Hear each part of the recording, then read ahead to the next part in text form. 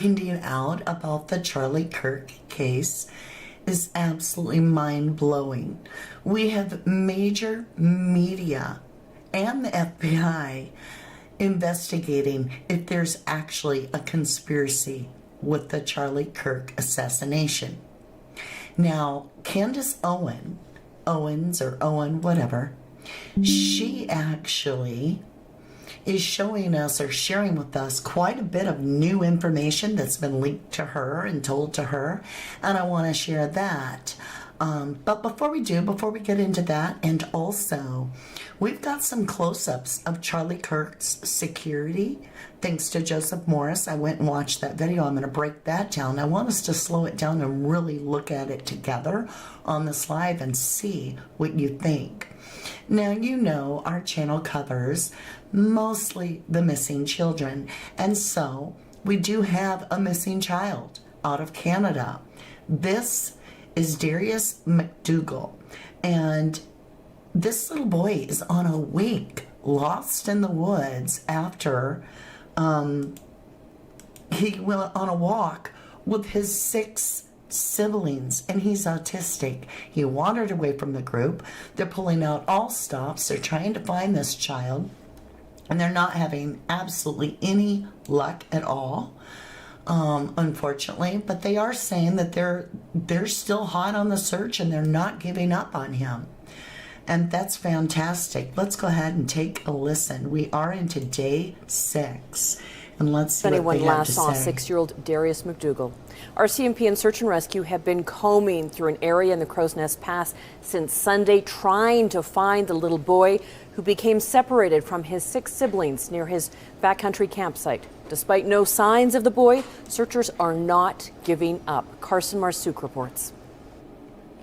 120 search and rescue members, RCMP and conservation officers have been combing day and night through dense brush and steep terrain since Sunday to find Darius McDougal. Today, we have additional resources on site, which includes 60 TSG RCMP officers, which is our tactical support group. Their main role will be to supplement our already happening search efforts. And that number is only expected to grow through the weekend as crews continue to search on foot, in the sky, using drones that play his favorite song, and canines to find Darius. Now, what gets me, you guys, is they don't go over this part, that the parents have had the police inform us they would like us to respect their privacy. That's something to me that you say after you've had a death in the family or something. Why are they not finding a shoe print or anything, a piece of clothing, nothing? They have absolutely zero evidence to track on this child.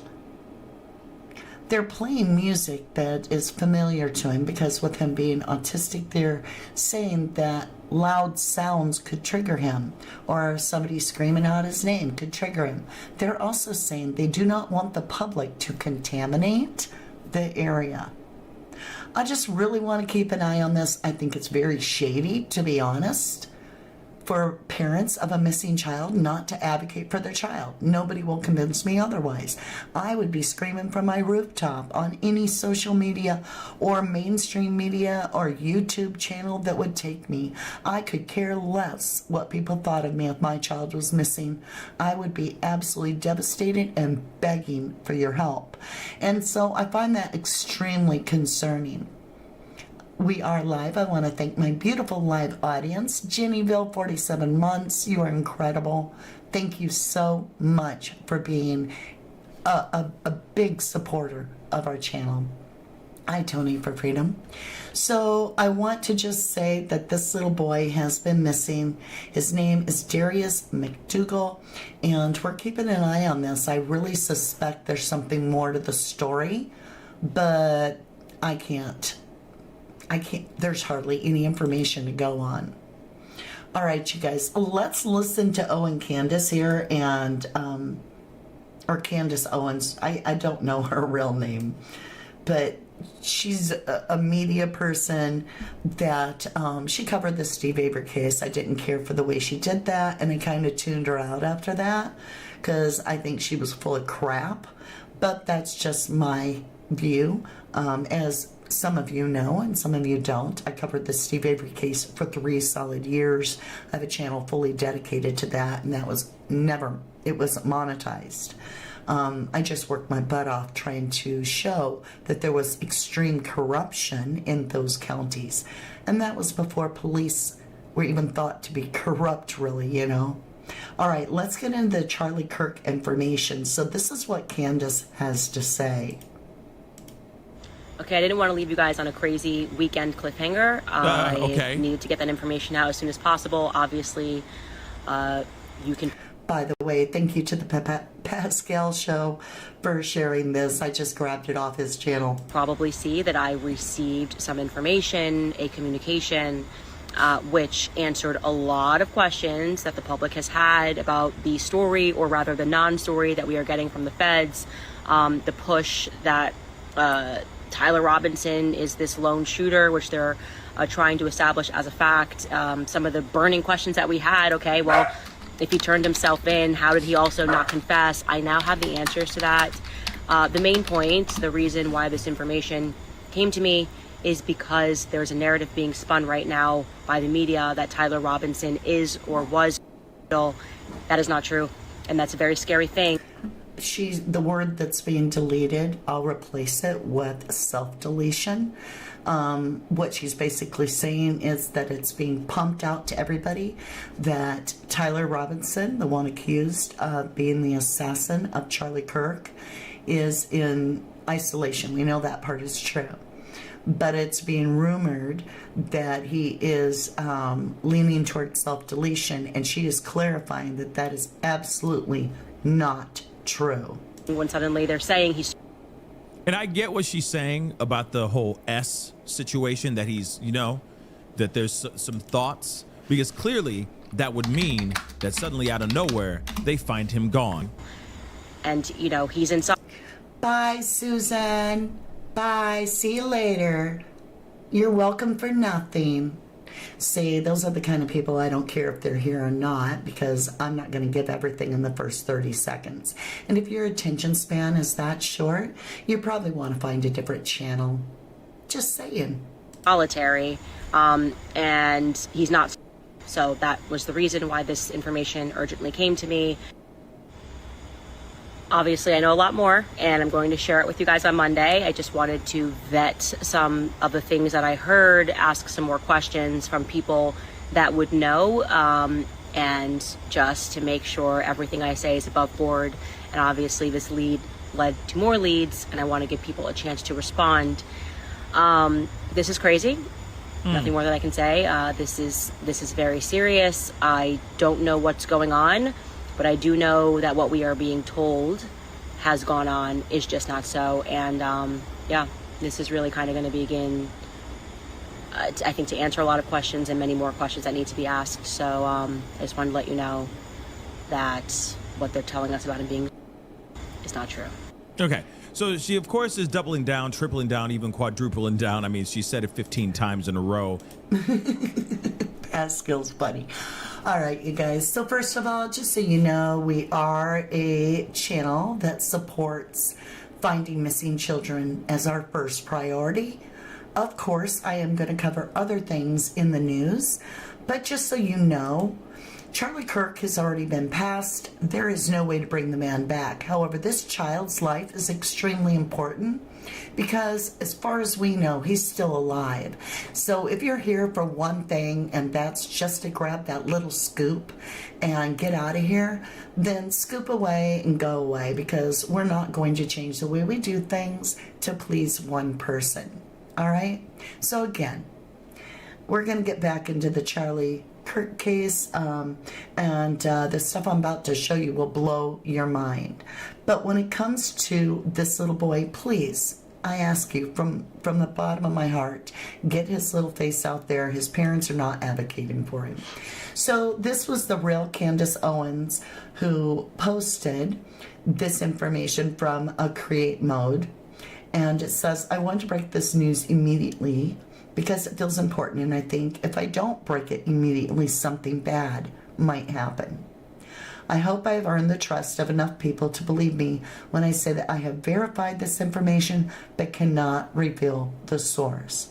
Tyler Robinson is not interested in self-delete.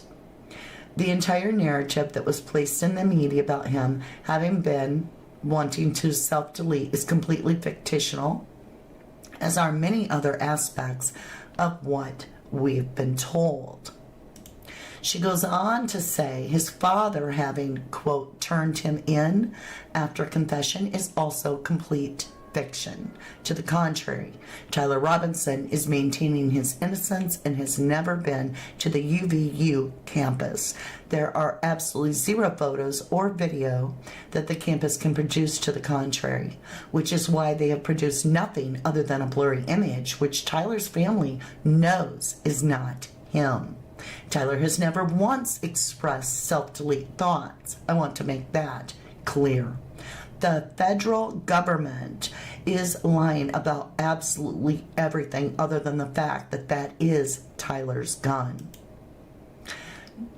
She goes on to say, not that we need further substantiation, but Tyler Robinson did not author those Discord messages, just like most of us felt, right? I would like to say again, let me try to read this. I would like to again stress that he has never been to the UV campus, but, parentheses, I need to confirm this later, I believe he was around the campus that day. I will have more on this later, but I wanted to immediately publish that Tyler Robinson's self-delete narrative, plus the, quote, dad that did the right thing after realizing his son was guilty, is a federal concoction. That takes some cojones, right? Good for you, Candace. You gained my respect there. But, the thing is, wouldn't that be so simple? Because it would make it be like, oops, he's gone. Now we don't have to do anything. We've got our answers. The crowd can move on. But that's not exactly what we're seeing.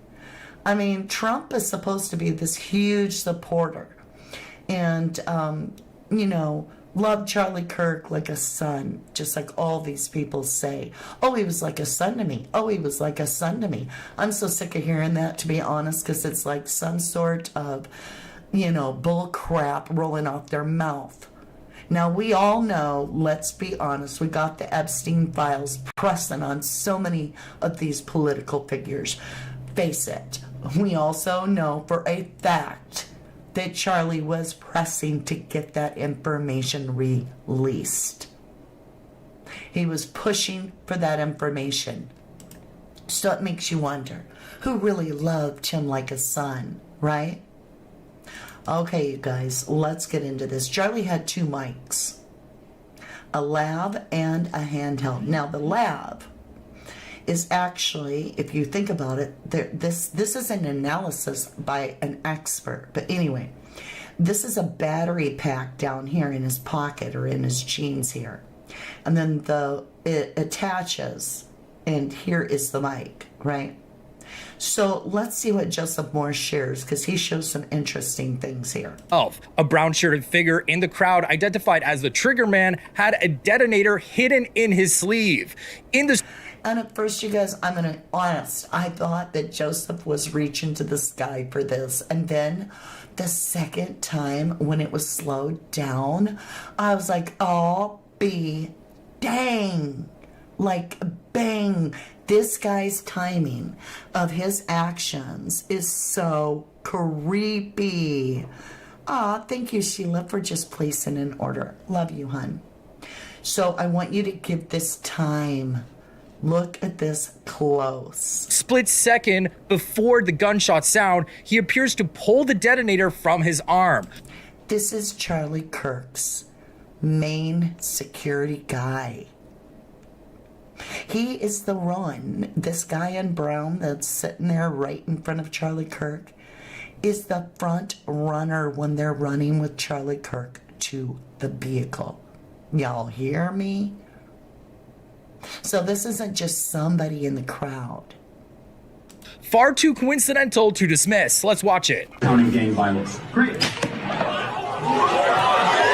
Yeah, right before the gunshot sound goes off, you can see him pull down what looks like a handle on his sleeve to detonate the explosive device in Charlie Kirk's mic. This is So, like I said, watch close. He'll show it twice. At first, I was like, he's probably just messing with his sleeve. But listen to the timing and look exactly what he does, not only with what he's pulling, but the man just got shot in front of him that he's supposed to be protecting. And he doesn't, sorry guys, he doesn't even seem to seriously flinch. He simply lowers slightly. The rest of the crowd is like Hail Mary down on the ground. You know, in the valley of death we shall walk. And this man's like, But when we watch it all the way through, this man is going to run over to Charlie Kirk and he's going to hand something off after this. Do you think it was that little device? And the same man that he hands it off to had just leaped the table, got to Charlie Kirk, and pulled something off Charlie Kirk, and also adds whatever this guy is giving him. It's wild. Look at this. Now I'm going to mute. Let Jessup play. It's far too coincidental to ignore, and I think this seriously needs to be investigated. Let's watch the clip one more time. So they're not saying it's a palm, pew pew. What they're saying is that this was an explosive mic, that it's rigged. And that this guy has the remote, and that he's pulling the wire to trigger the remote on Charlie's neck. Now, if we scroll back, let's go back a little bit. Where's Charlie? Charlie, where are you, darling? Charlie, darling, where are you? There he was, right? Maybe? No? He's in here. Okay, we'll find a place with Charlie. Okay, I can't find a place where Charlie shows up, but we just watched him. Here, thank you. Right here, you all know that we've all looked at it and gone, what's going on with that mic? And then he's got this wound, right? So watch this part real close. Unshirted figure in the crowd, identified as the trigger man, had a detonator hidden in his sleeve. In the split second before the gunshot sound, he appears to pull the detonator from his arm. Far too coincidental to dismiss. Let's watch it. Counting gang violence. Great. Yeah, right before the gunshot sound goes off, you can see him pull down what looks like a handle on his sleeve to detonate the explosive device in Charlie Kirk's mic. This is far too coincidental. Hey, Christy, get a grip. You say, hey, this podcaster should not get all huffy when people ask questions. After all, why did she only bring up Charlie in the title, but not putting the child up front since it's her first interest? Because that child won't get coverage, you doof. That child doesn't have a story behind him to share. And so actually, yeah, sue me. I'm putting that child up front of my podcast, even though his face isn't on the cover, because nobody will watch the video, you doofus. These kids need a lot of help, but the only kind of people like you click on is drama. So get over yourself and get the hell off my channel. Coming here and trying to act like that kind of stuff just ticks me off. There, you're gone. And that's the truth, you guys. It's a pretty sad effing world when we can't get people to look for missing kids because they want to look at other things. But that is the truth.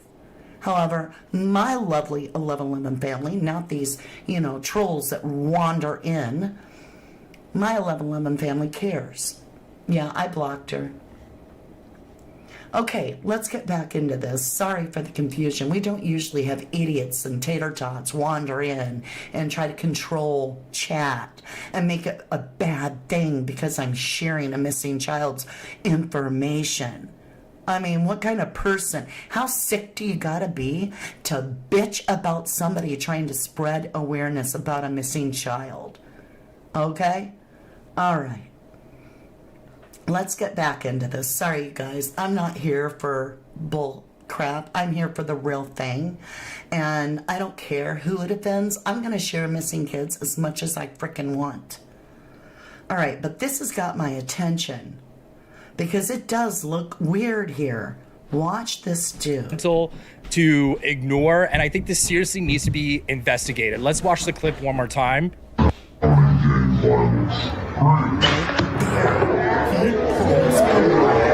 And I was actually shocked to find out that this guy is a part of Charlie Kirk's security detail. And you can actually see him run up to Charlie in the aftermath with this plaid shirt guy appearing to snatch something from Charlie's body. So the plaid shirt guy runs over to Charlie Kirk's body, grabs something. Okay, right there. See the man's hand in his back pocket? Let's go back.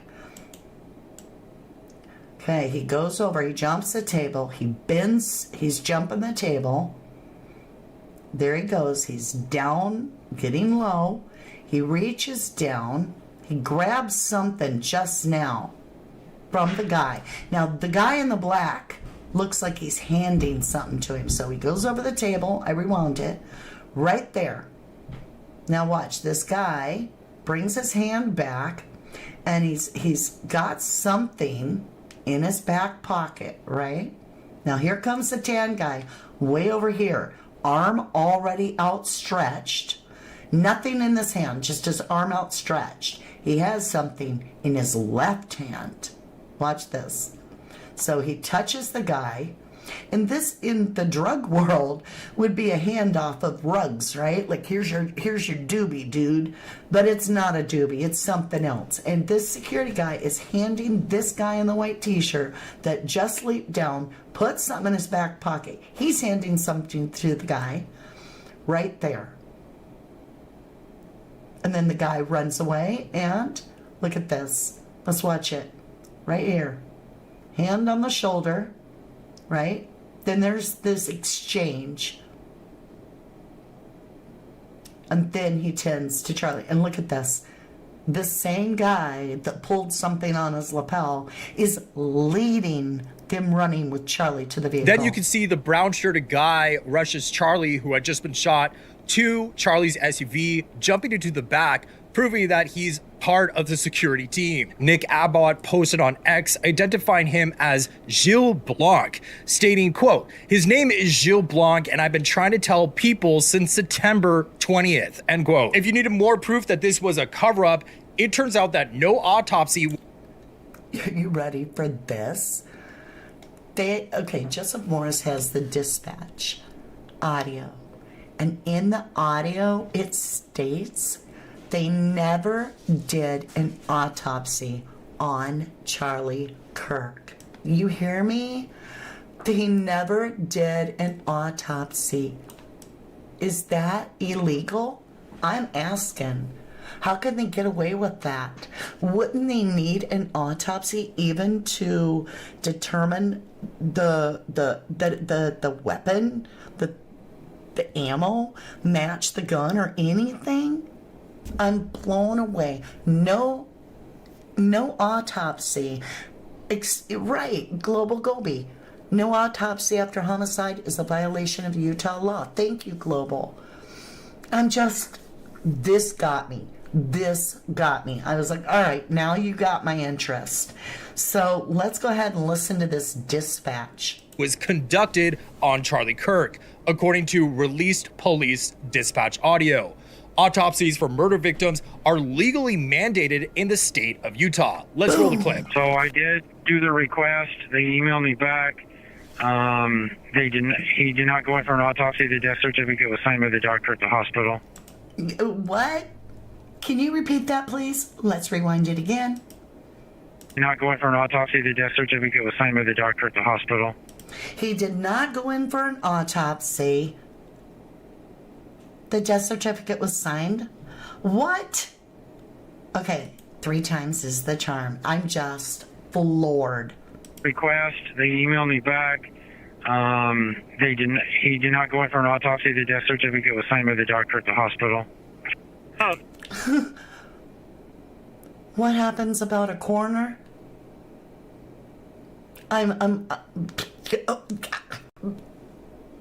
Y'all, like, what? I don't even know where do I go with that.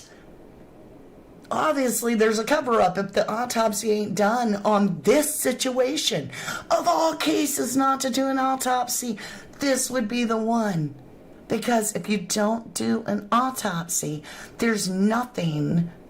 They're just going to try to push this Tyler Patsy guy, this Tyler Robinson, through as a patsy. And check this out. Okay, when we watched, I want to watch this again, and don't give me that crap about this guy is climbing off the roof, and he's got the pew-pew in pieces wrapped up. Where's that scene? I had it. Now I've lost it.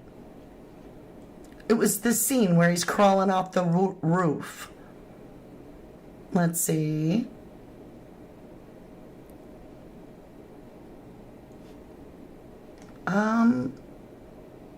I guess on the roof. No. Walking with the... It's gone. I don't know where the heck it went. I had that. The whole thing is gone. And by the way, a lot of the times I'll save all these clips in a little file. And it's amazing that in Charlie Kirk's file, I've got these black screens with whatever was there. They're being deleted even though I've saved them on my computer, which is absolutely mind-boggling. It's just mind-boggling. All right, let's listen to that, and then we're going to head on. Oh, I did do the request. They emailed me back. He did not go in for an autopsy. The death certificate was signed by the doctor at the hospital. Oh, okay. Can you just do a field clip documenting that? I'm sorry, 10-9? Can you just add a step to the case documenting that there was no autopsy? In 287 off the clear the hospital. I need an officer at Timpanogos Hospital to come stage in the emergency room bay. Jesse just told me that he just got off the phone and Charlie's wife is coming to Signature and they're bringing a car over here for a treatment. Charlie's wife is coming to land at Signature, you said? Sir, and Jesse's going to go to Duncan right now and pick up a car for her. Okay, I'm a little confused because that's what Corey just said. They said they're landing at Duncan, so I don't know where they're landing, but we will just kind of play it by ear, I guess, best that we can. So they didn't perform an autopsy on Charlie Kirk, and the doctor just signed his death certificate. This omission raises serious questions about what the authorities are hiding. Perhaps evidence that the wound came from an internal explosion, not a rifle shot. This wasn't a random act. I agree. That's just too much for me. Let me mute this. Okay. I want us to look at this part. Watch this guy. I'm going to go really, really, really slow. He reaches up.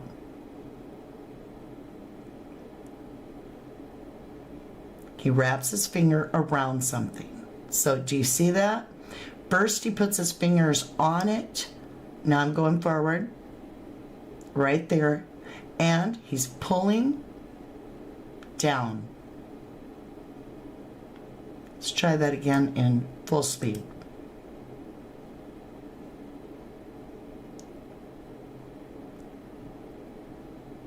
Everybody else is just crazy running all this. This guy's busy pulling string. And we've seen it where there was the two guys that looked like they were behind Charlie. And the one guy got on camera and was like, Charlie was like a son to me. I would never hurt him. I was just itching my nose. It doesn't look like you itching your nose, dude. It seriously looks like you put your hand up to your ear and tugged your ear. That's what it looks like to me. The other guy looks like he full-blown gave like a military signaling on it, right? It was wild. It's just so wild. Let me look and see. I don't know where all those clips are. Like, they just disappear. So I'm sure I'll turn this on and I won't have Candace here either. It'll be just clipped away and gone.